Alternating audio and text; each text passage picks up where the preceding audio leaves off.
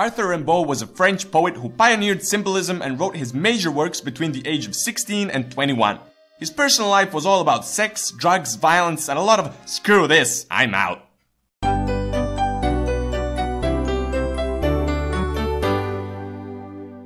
Rimbaud's pops was an army captain and was never really there for his family. His mom was a lovely little lady that could be described as a very cold person with no sense of humor who forced Rimbaud to do homework all day and hated having fun.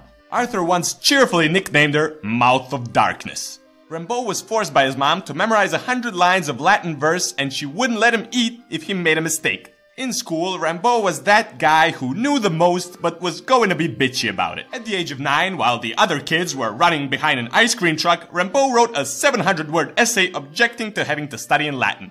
When he was young, Rimbaud won 15 academic prizes, wrote in 2 languages and knew the lyrics to the Ameno song without making parts up.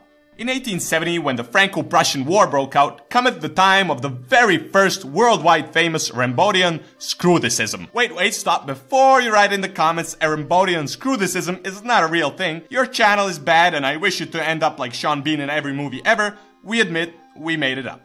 Moving on, the school closed thanks to the war, and Rimbaud said, "Screw this, I'm out," and went to Paris to start a revolution.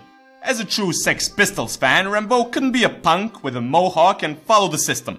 So before his one-man revolution was to change the world, Rimbaud was arrested for traveling without a ticket.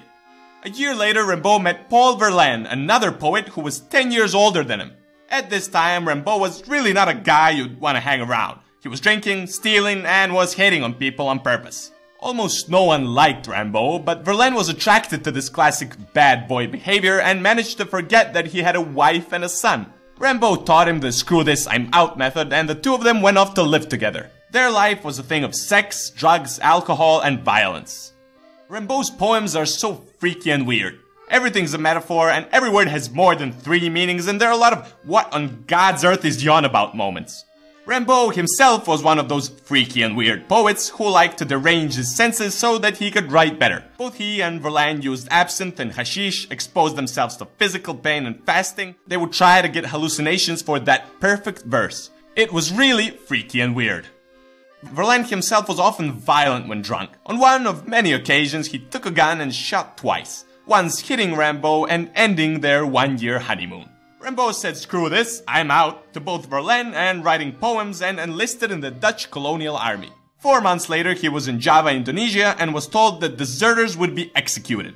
Obviously, he deserted and fled into the jungle. Naturally, there were a couple more screwthicisms as Rimbaud left Java to go to Cyprus, France, Yemen, and finally Ethiopia, where he became the first European to oversee the export of coffee. During this time, Rimbaud was found ill with bone cancer and had to return to France to get his leg amputated. He tried to return to Africa but was too ill. Although Rimbaud stopped writing at 21, one of the poetry greats died at the age of 37. Even if highly unlikely, we would like to believe that his final words were "screw this, I'm out." Be sure to like and share the video if you enjoyed it, and don't forget to subscribe. See you next week!